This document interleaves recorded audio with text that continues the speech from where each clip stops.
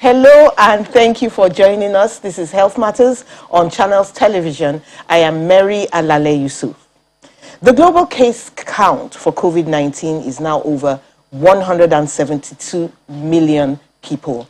And as at Friday, June the 4th, the death toll was over 3.7 million. In Nigeria, there were more than 166,000 confirmed cases of COVID-19, more than 162,000 recoveries, and 2,117 deaths. There were a total of 476 new infections, 6,038 recoveries. Yes, I know. Some of them are a backlog from some community recoveries that just got recorded. And then there were 46 deaths recorded in the week between May the 28th and June the 4th. Recovery rate is up at 97.5%. Case fatality is 1.27%. Approximately 2 million samples have been tested. More than 1.9 million first-dose vaccines covering 97.6% of the target population have been administered, and more than 261,000 second-dose vaccinations covering 13% of the target population have been administered. When couples try unsuccessfully to have a baby for some time, they may be described as infertile. For women, the condition could show up as the inability to get pregnant or the inability to maintain or carry a pregnancy to live birth. According to estimates from the WHO, globally between 48 million couples and 186 million individuals live with infertility. My guest is a specialist obstetrician and gynecologist. He's also medical director and CEO of South Shore Women's and Children's Hospital. Dr. Olajuwon Alabi, you're welcome to the show. Thank you very much. Thanks for coming. Of course, there's so much more that you do: infertility treatment, yes, family planning, and all sorts of things. Okay, so we've defined what people see as infertility. Does that still hold true today? I think the term is changing a bit. Rather than infertility, I think a lot of people are using the term subfertility. Subfertility? Yeah, because it sounds as if you're saying infertility, it means that this person can never have children. I like that, subfertility. Subfertility, because now the fertility, or when you're defining infertility, is kind of a time frame. If a couple have tried unsuccessfully for a year with regular intercourse frequently without contraception within a year, that's the definition. Now, if you leave those couples for a longer period, most of them will probably get pregnant. Okay. So rather than say infertility, you can say, well, it's subfertility. Fertility, yeah. What about if a woman has a child? Yeah. One child. Yes. And then for some reason she can't have any. Yeah. Is that also subfertility?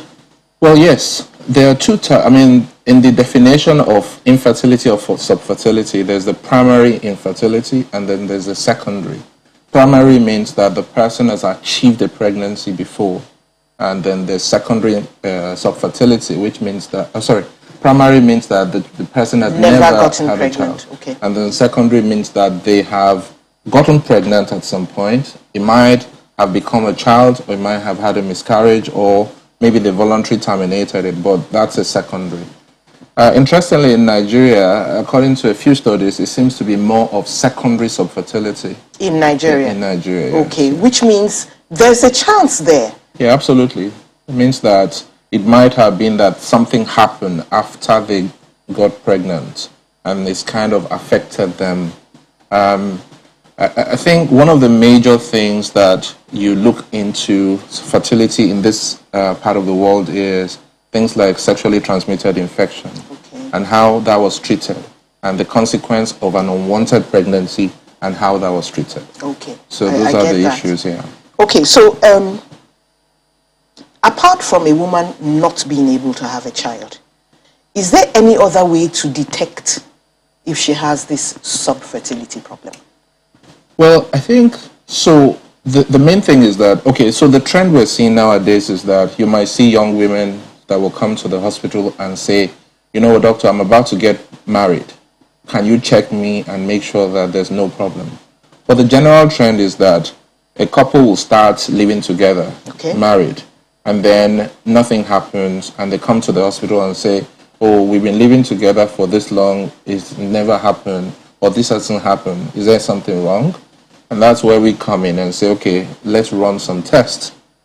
So there's a basic level test. You know, you want to see whether the sperm is good on the man. Oh, sorry, you want to take some history. Just ask them about their previous history. What have they done before? Trying to look for whether the woman has gotten pregnant before.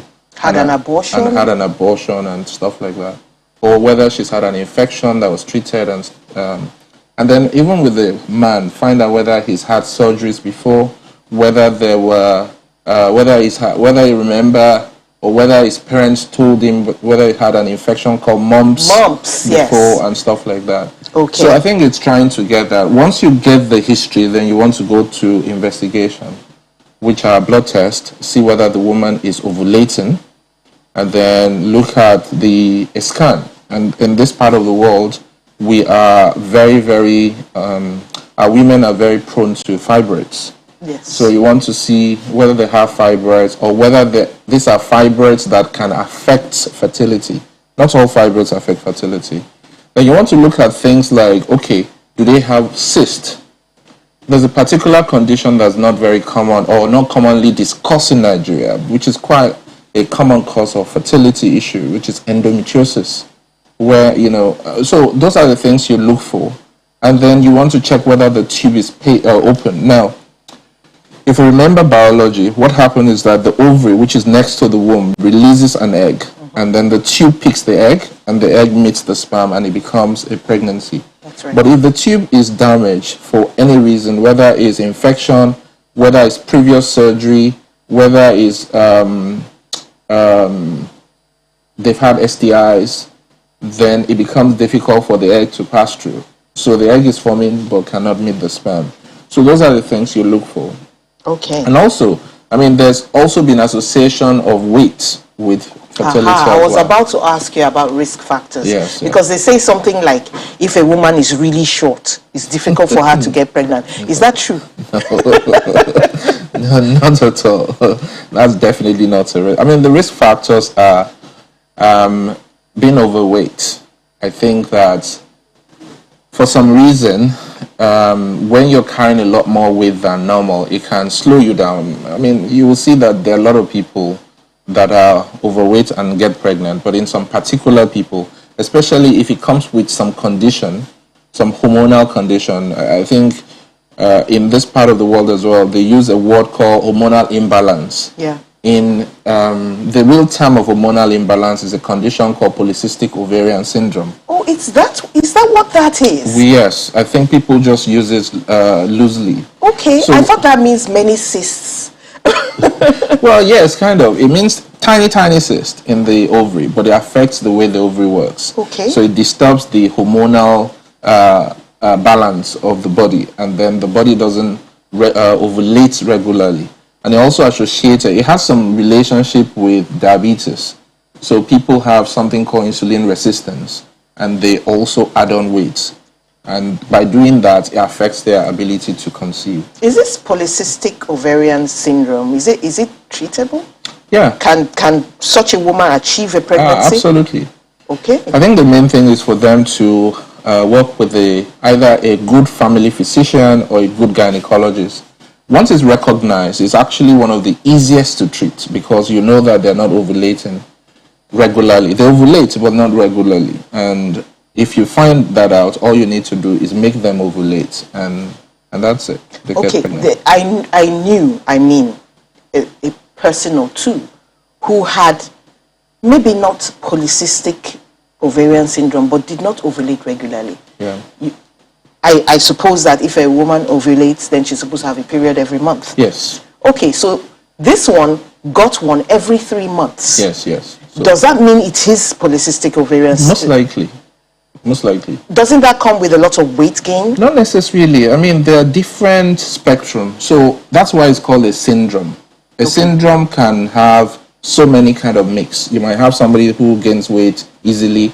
I mean, I've seen a lot of people, slim, slender, model kind of look, but they have polycystic ovary.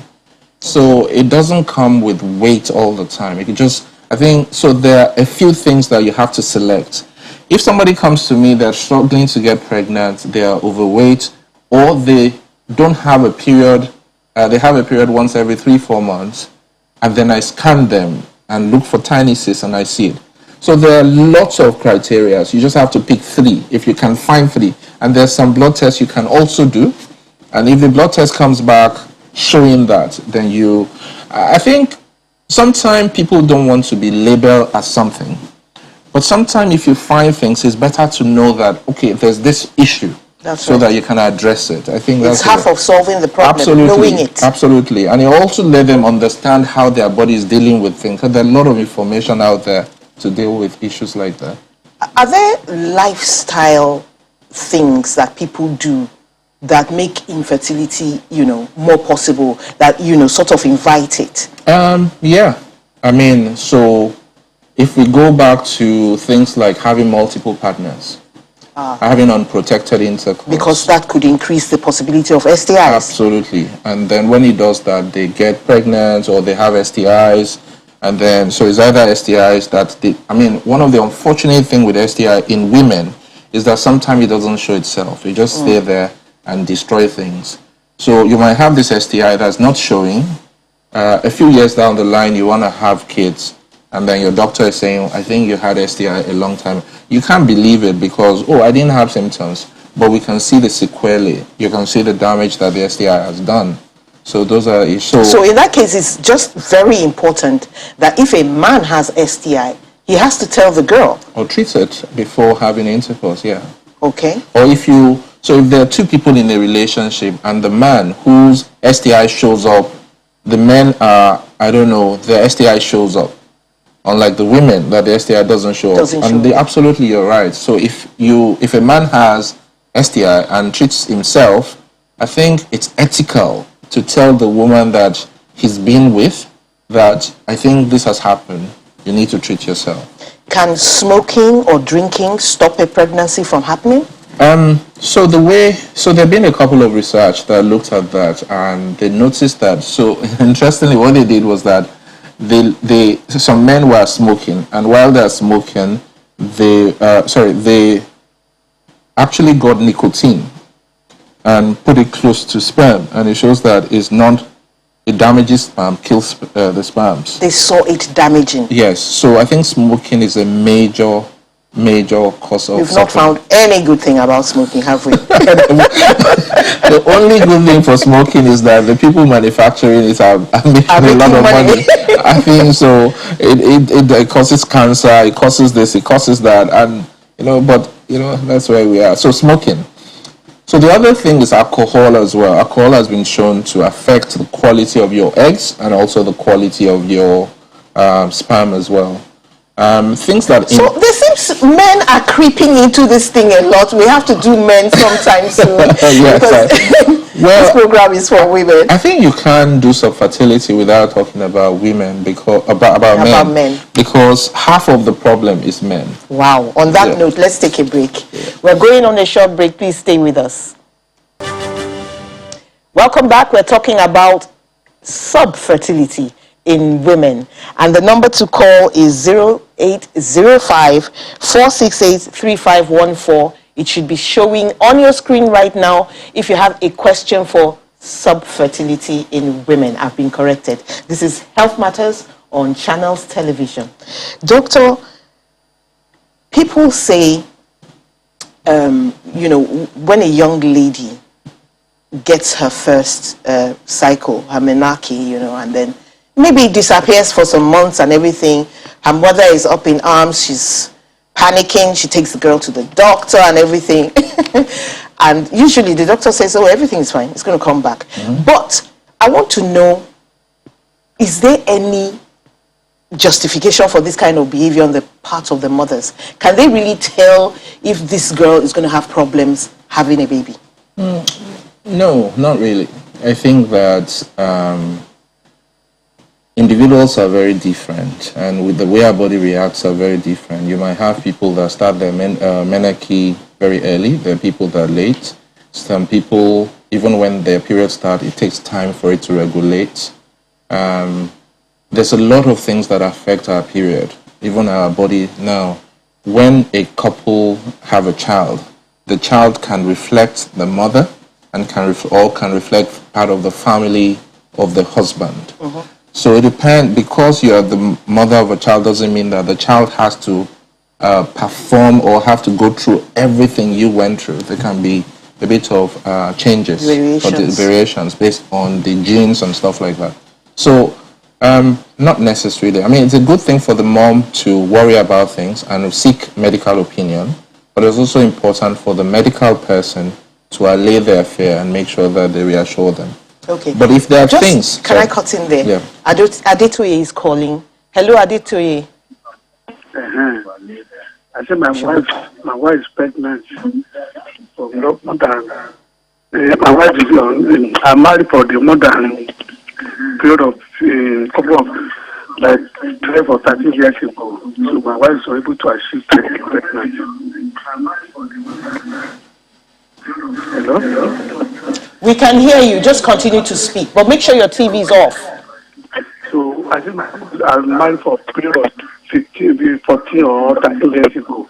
So my wife was able to achieve to pregnancy. So I don't know. We have tried this to the hospital. So we have grown here and there, but nothing to achieve it. Okay, thank you very much, Adetoye. We can't take a full history here, but he's saying that he's been married for a couple of years, I think 14, 15, and there's been no pregnancy.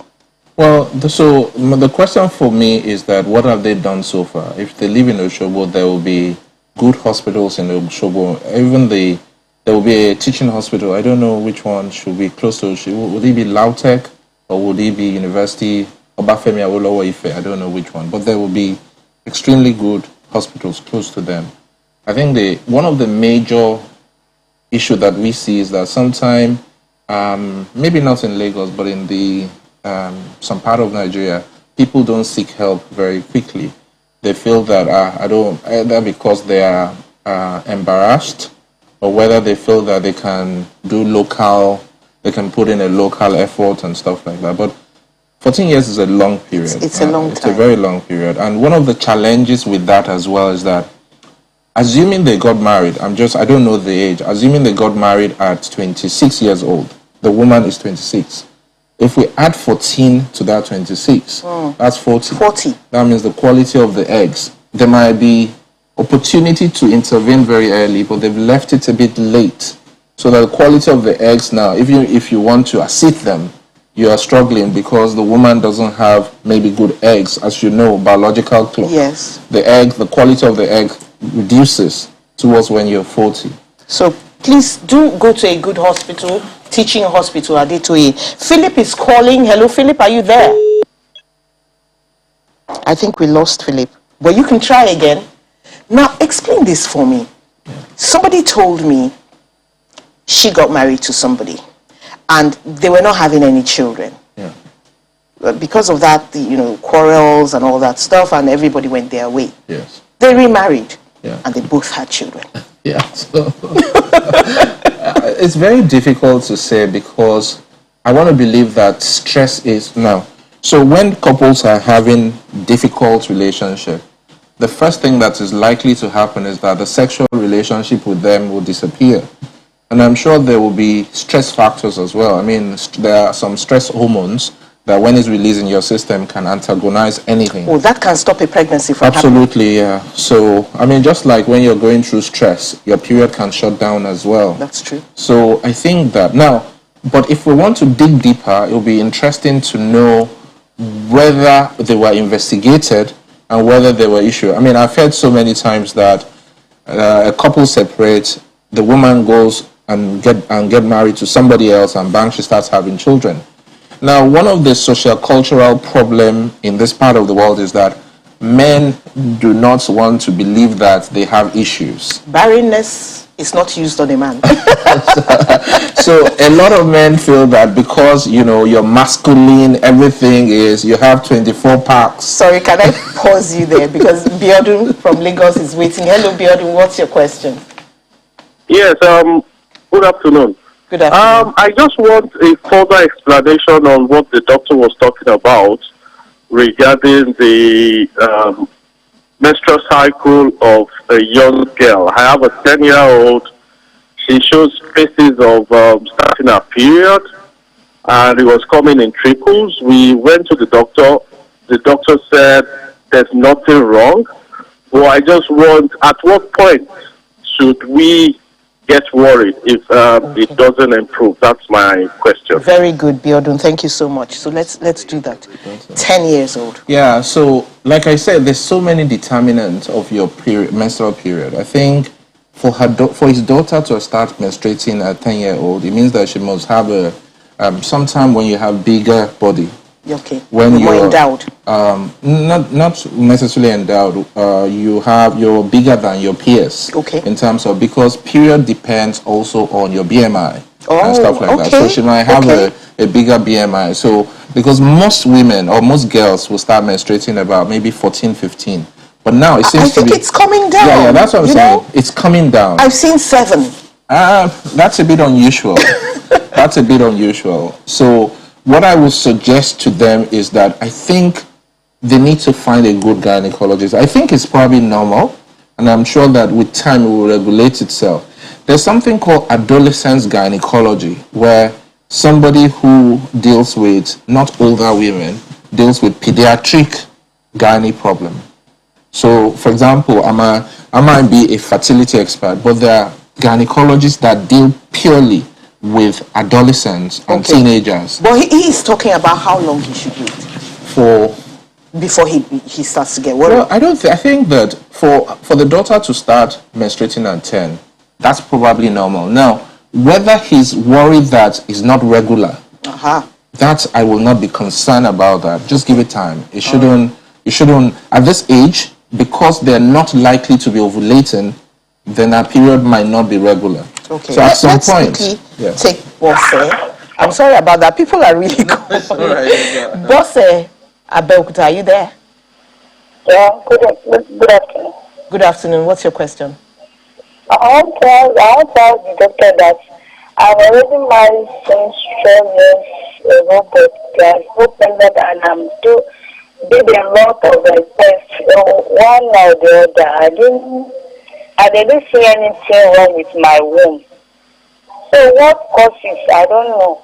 Okay, 12 years. We seem to be having a lot of this. Married for 12 years. And the doctor says there's no problem, but there's no baby. So I think I will still go back to, I'll quickly give you a story. So about 5 years ago, a woman came to see me.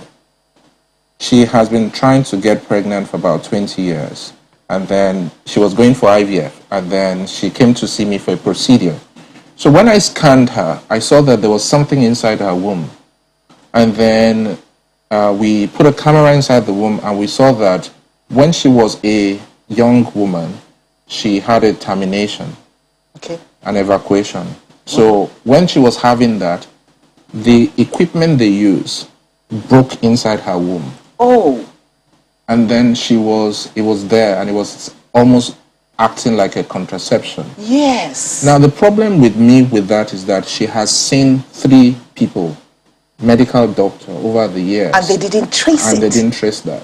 So the reason I want to say that is that if she's saying they said my womb is okay, I think the issue of getting opinion in good facility is very important. So try a second opinion. Try a second opinion. Make sure you go to a good place. And make sure you go to a good place. Because now, I'm not saying there's something called unexplained fertility or infertility or subfertility, meaning that you've looked for different reasons. You can't find any. And if you leave those couples alone, we're more fertile than each other. Sometimes it takes time. But what I will also say is that there's always new researches. Because what we know now, or what we knew 10 years ago, we don't know now. Apart from the physical thing, this is wrong, this is wrong. there are also things that we don't know about fertility that we're getting to know. So there's a lot coming There's up a lot now. coming But up. tell me, can most of these problems be solved? Absolutely. Very good. I think Very one of the one of the things that has come that has solved a lot of problems is IVF. Okay. We can't go into IVF today. We've got to close. Thank you so much for coming. All right. That was so wonderful. Thank you for being with us. And thank you for calling Adetoye, Philip, Biodun, Bosse, and everybody else who is watching. Have a wonderful day. I am Mary Alale Yusuf.